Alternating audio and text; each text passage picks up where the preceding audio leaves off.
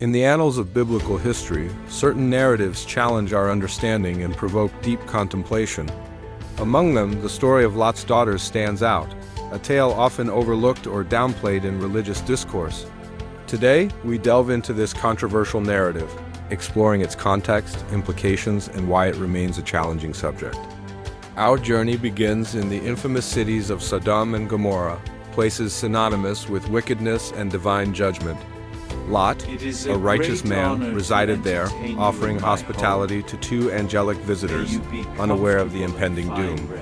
The cities were condemned, and Lot was warned to flee with his family before the destruction rained down.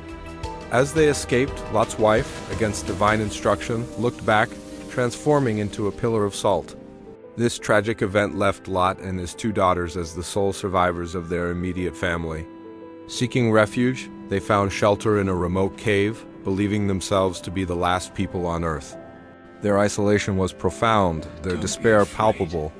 The world they knew had been utterly destroyed. They saw no other humans, no hope for the continuation of their family line, a paramount concern in ancient cultures. From this desperate situation, a controversial plan began to form in the minds of Lot's daughters. They feared that without men, their family name would perish and they would have no descendants. In their cultural context, preserving the family line was a sacred duty, often overriding other moral considerations. They decided that their father, Lot, was their only option to ensure the continuation of their lineage. This decision, born of extreme desperation, highlights the moral complexities of survival in a devastated world. The daughters proceeded with their plan, intoxicating their father on 2 consecutive nights.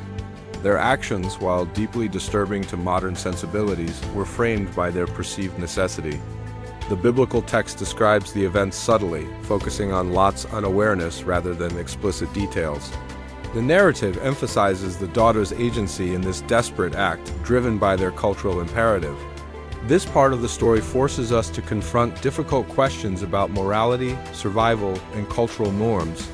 It's a stark reminder that ancient societies operated under different ethical frameworks than our own. Following these events, both daughters became pregnant by their father. The elder daughter gave birth to a son, whom she named Moab, meaning "from my father." He became the ancestor of the Moabites, a nation that would later play a significant role in Israelite history. The younger daughter also bore a son, naming him Ben-Ammi, meaning "son of my people." He became the ancestor of the Ammonites, another prominent nation in the biblical narrative. Thus, from this controversial act, 2 nations were born, forever linked to the lineage of Lot.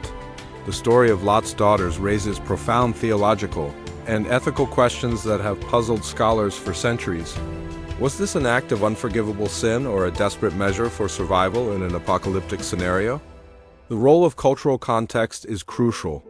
In ancient times, lineage and progeny were paramount. The patriarchal society also played a role, where women's status was often tied to their ability to bear children. Different religious traditions interpret this narrative in various ways, reflecting diverse theological perspectives.